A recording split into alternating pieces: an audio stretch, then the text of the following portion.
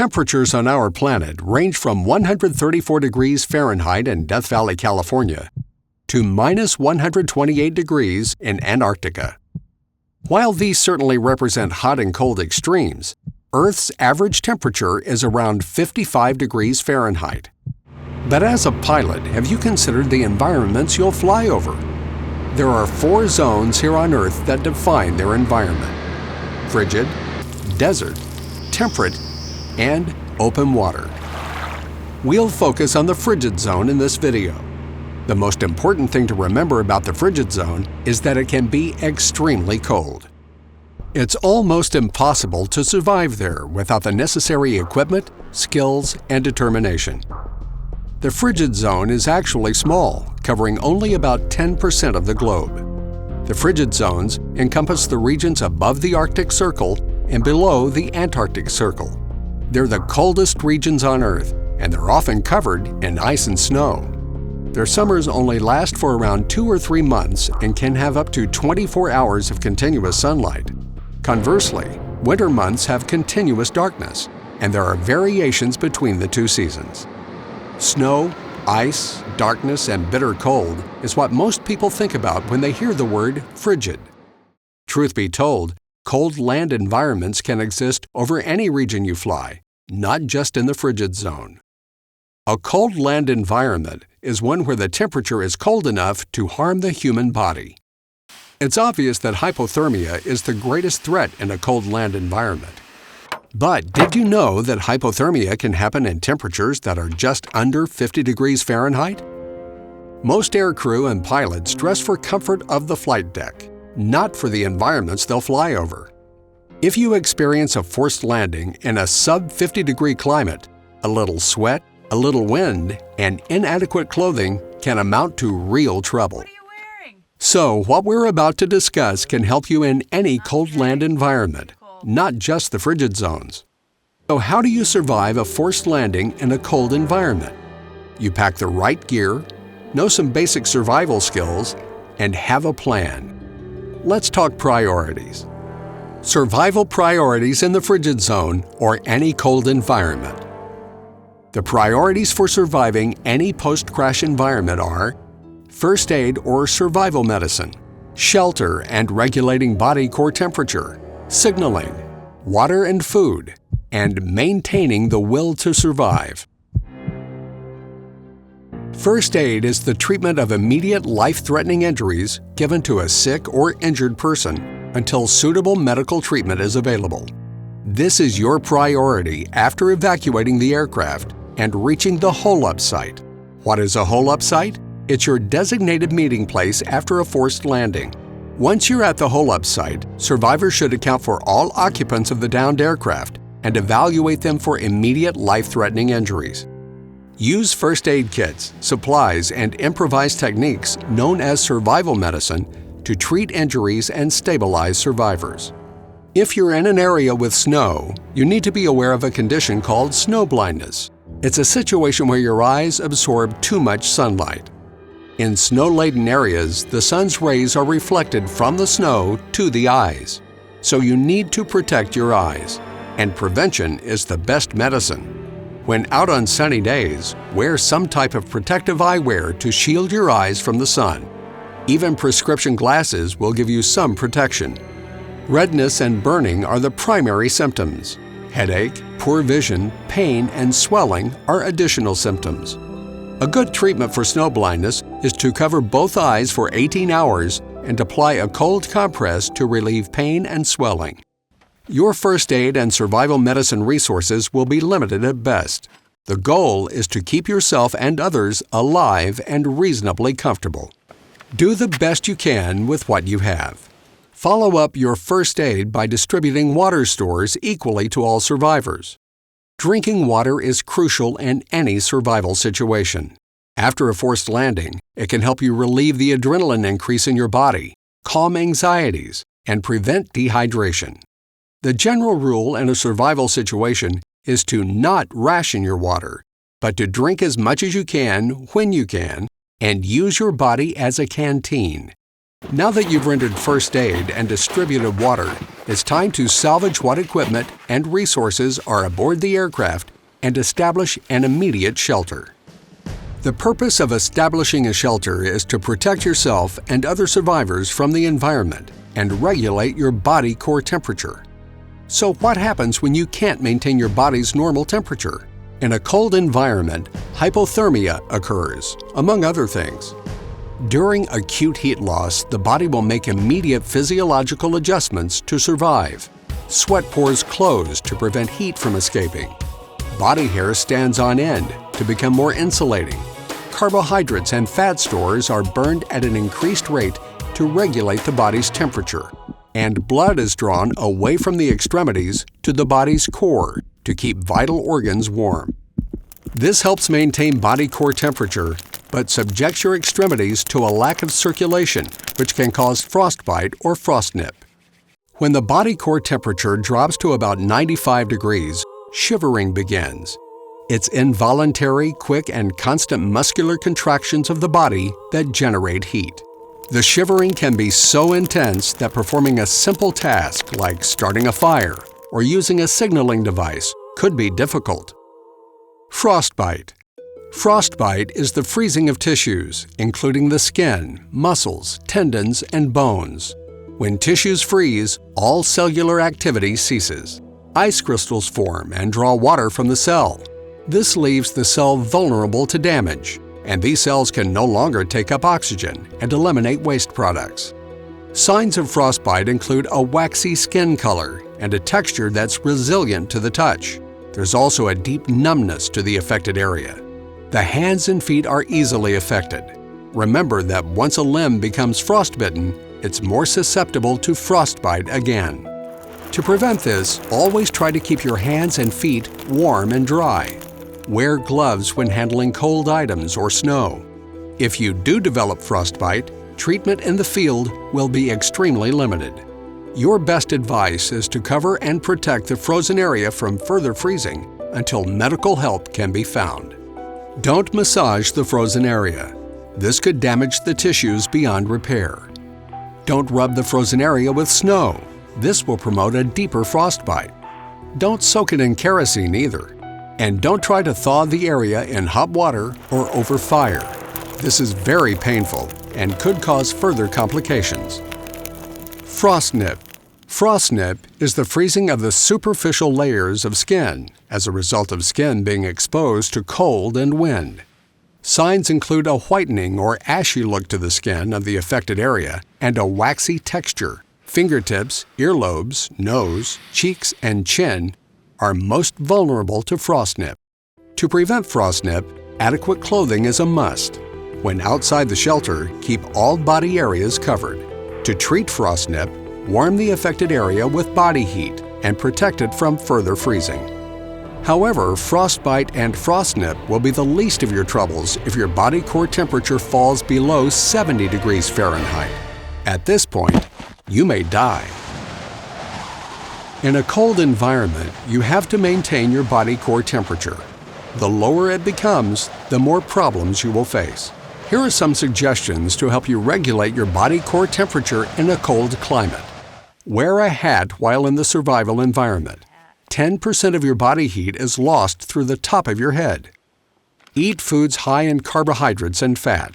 They're your body's fuel for generating heat in a cold environment. Build a fire. Since fire radiates heat, every shelter and survival situation benefit from fire. Plus, a fire provides light and protection from insects and wildlife and can be a potential signaling device. Clothing will be your most immediate shelter against any environment. The type of clothing you choose can help or hinder your attempt to stay warm. The insulating quality of any material is dependent on the amount of air trapped in the material. Remember that when most clothing becomes wet, it loses its insulating quality. Wet clothing in the wind will draw off body heat 5 times faster than wind alone. It's also important to keep your clothing clean. The insulating qualities of clothing are lost as dirt fills in between the fibers of a fabric. Use the colder principle to ensure your clothing's insulating effectiveness. This acronym can help you remember how to use and take care of clothing. C is for keeping clothing clean. O is for avoiding overheating. L is for wearing loose clothing in layers. D is for keeping clothing dry. E is for examining clothing for damage or wear. And R is for keeping clothing in good repair. Wear proper clothing to keep you warm during the coldest times of the day when there may be little activity. Wool is one of the best natural insulating materials. It'll provide insulation even when wet. A good idea on dressing for a cold environment is to wear a layer of cotton next to the skin to absorb and retain moisture, followed by a layer of wool, and then a water-resistant material as an outer layer. It's a good idea to get in the habit of dressing in 3 layers. Here are some examples of what to wear in a cold environment. Your first layer is undergarments like underwear and socks. Wool is a good fabric to use for underwear if possible. The second layer consists of shirts, pants, boots, hats, and glove liners. Again, wool is the best fabric for the pants. Cotton and denim should be avoided due to their poor insulating quality when wet. In colder regions, boots should be fitted to allow for a pair of polypropylene socks plus 1 or 2 pairs of heavy wool socks. Hats should have the capability of covering both the ears and the head. The best material for hats and stocking caps are wool, polypropylene, or acrylic. Polypropylene is a good material for the glove liners. The third layer should be a parka, wind pants or warm-up pants, and mittens or gloves. The parka should be made of windproof and water-resistant material. It should also have a hood with a drawstring to minimize the opening to the face.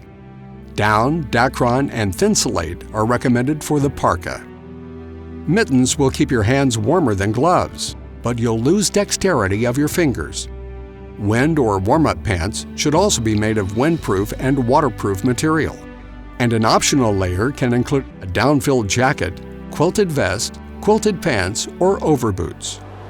If the outside temperature rises or the body temperature rises due to a high level of activity, you can remove layers of clothing as needed to regulate body heat. Wearing appropriate clothing is the first step in providing shelter for yourself. But you can't rely only on your clothing for shelter. You need to establish or construct some sort of shelter as soon as possible. Let's look at some other factors to consider when establishing a shelter. You must use common sense. Be aware of your surroundings. Plan for changes in weather. And stay close to your aircraft. If there's no threat of fire or leaking fuel, the aircraft may be your first choice for shelter. However, the metal shell of the aircraft can transfer heat away from your body in colder temperatures. A general rule is to avoid sheltering in the aircraft when the temperatures are too cold. But since rescuers will be searching for the aircraft specifically, you don't want to establish your shelter in a location where you can't see the crash site. You need to maintain line of sight with the aircraft. Avoid sheltering near sources of water when it's cold, since they're typically cooler and damper. Are you building your shelter in an area that could suddenly flood during a torrential rain? Are you too low in a valley? Cold air can sink, making it cooler near the valley floor. You might want to go to higher ground. Look up. When establishing a shelter, you should always look up. Will this shelter location provide overhead protection, shade, or a wind block, or help retain heat? Protection can be as simple as a low-hanging pine branch, a natural overhang, or a cave. Looking up can also help determine whether your shelter is free from danger. Dead treetops and limbs could crash down during sudden gusts of wind. You must make sure you don't shelter near an avalanche or rock slide area. Direct sunlight can be 40 degrees warmer than shade, and wind will transfer heat away from your body. The idea is to shelter yourself away from the elements, eliminate potential hazards of the environment, and regulate your body core temperature. Look down. Is the ground you'll be sitting and resting on properly insulated?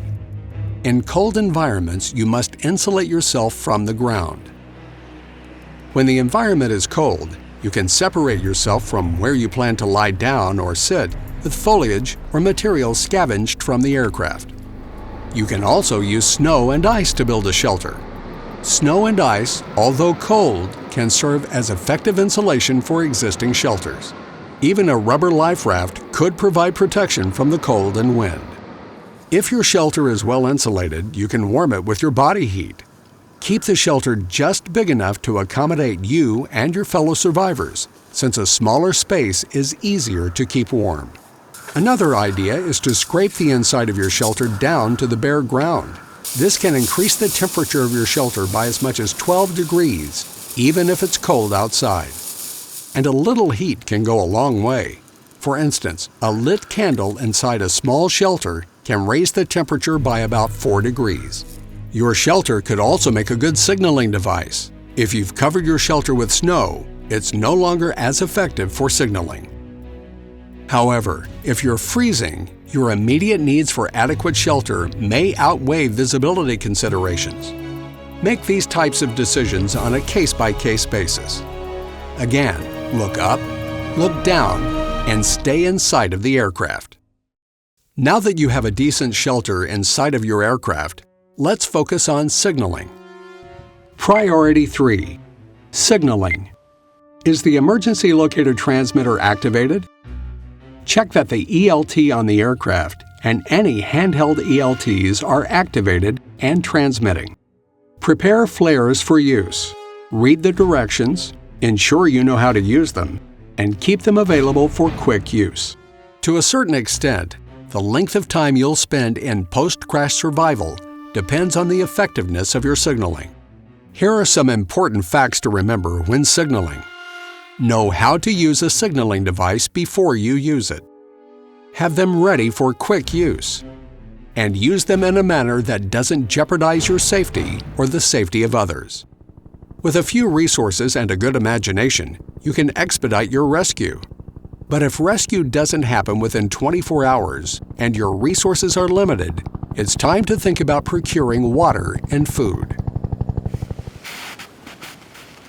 Water is more important than food in a survival situation. Distribute and drink what water you have, then procure more water. Dehydration can happen in every environment, and in a cold environment, you may not feel thirsty. Remember, just because you're in a cold environment doesn't mean your water needs have changed. Finding water may be easy enough, but don't drink it unless it's been purified. Boiling water for 5 minutes or using water purification tablets are the easiest methods. And never eat snow. You're in a cold environment, and snow crystals can damage your mouth and tongue. Eating snow will also lower your body core temperature. If possible, always consume water at or above your body temperature. This will speed up the process of getting the water into your body.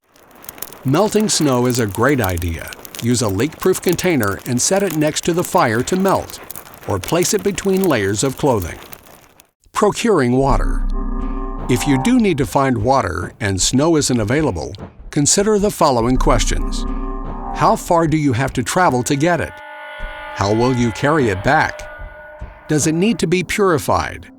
And what's your physical condition? Here are a couple of hints for finding water. Look around and listen.